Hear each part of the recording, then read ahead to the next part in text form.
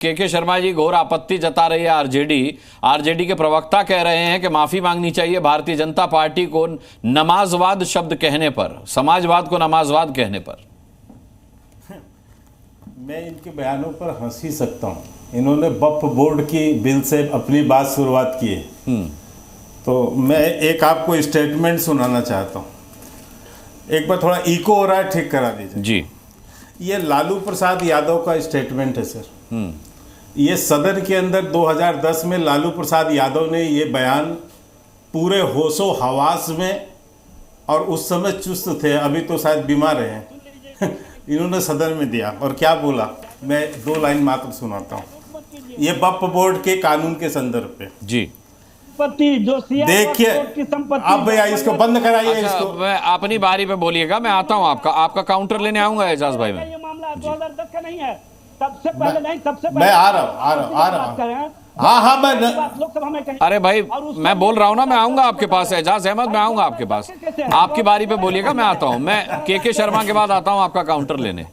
देखिए मैं बोला था ना, इतनी तेजी से उछलेंगे तो आरजेडी वाले, क्योंकि इनको बेनकाब, इनका मुखौटा बेनकाब हो जाएगा। देखिए क्या बोला उन्होंने, कड़ा कानून बनना चाहिए, सारी जमीनें हड़प ली गई हैं, ऐसा नहीं है कि खोती वाली जमीन है। पटना के डाक बंगले पर जितनी प्रॉपर्टी थी सब पर अपार्टमेंट बन गया, सब लूट ली गई। ये संशोधन बिल लेकर आए, हम इसको पास कर देंगे। ये खुद कह रहे हैं लालू प्रसाद यादव कि पटना के मेन सिटी के डाक बंगले की पास की जमीनें हड़प कर वक्फ बोर्ड में, उसके बाद वहां बंगले बना दिए गए, वहां सब कुछ लूटपाट हो गई है। ये 2010 का इनका बयान है। और आज तेजस्वी यादव को अपने पिता के बयानों को पढ़ना चाहिए और समझना चाहिए।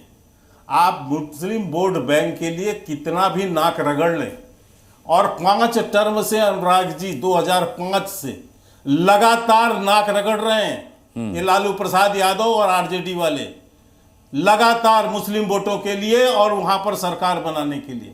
लेकिन 5 टर्म हो गए, 5 विधानसभा के चुनाव हो गए, 243 सीट में 80 सीट, इससे ज्यादा सीट आरजेडी की नहीं आई बिहार के अंदर। 243 में 80 सीट, मतलब समझते हैं 32%, 33% भी नहीं है कि परीक्षा पास कर सके। ये हैसियत है इनकी बिहार में। लेकिन ये भी तो सबसे ज्यादा सीटें हैं सर। सॉरी सर, आज की डेट पे सबसे ज्यादा सीटें भारतीय जनता पार्टी नहीं, ठीक है, लेकिन दूसरी बड़ी पार्टी तो मानेंगे आप नहीं। तो मैं तो कह रहा हूं कि इतने बड़े यदि खैर ख्वाजा थे और इतने बड़े दलितों पीड़ितों, ये तो कहते थे कि पूरी हमारी ये सब कुछ, तो क्या कारण है कि 80 सीट से ऊपर आज तक नहीं आए?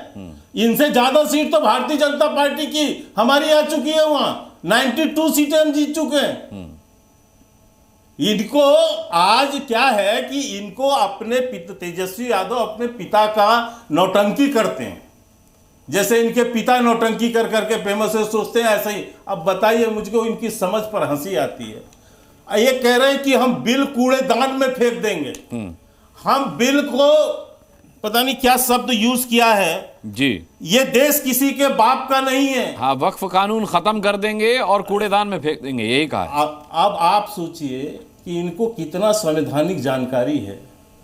ये केंद्र का बनाया हुआ कानून है भाई, राज्य सरकार की है, तो कोई ऐसी अधिकार ही नहीं है कि इसको फेंक सके।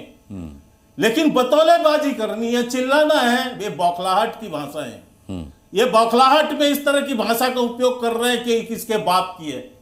किसके बाप की है भैया? ये देश किसके बाप की? ऐसी शब्दावली, ऐसी भाषा कहां से आती है? ठीक है, ये सीधा सीधा वो बौखलाहट है। और मैं अभी एक बात और मात्र कहना, मैं उधर अभी आपके विषय से नहीं हटूंगा, लेकिन मुझे आश्चर्य है कि अभी आप बहुत सारा सुना रहे थे कि नमाजवादी कह दिया जी, ये अपमान।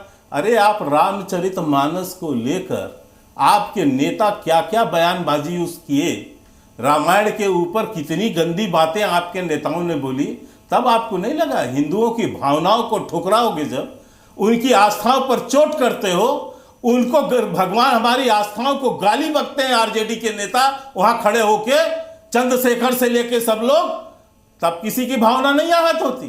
नमाजवादी कहने से आपकी बहुत ठीक है, बड़ी जो ठीक है, भावना ठीक है, आहत शर्मा हो गई। जी, मैं और आपने तो मुस्लिम तुष्टीकरण की पराकाष्ठा कर दी है।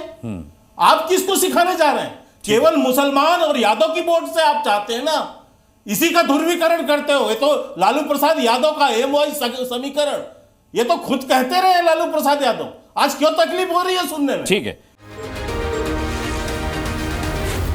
जी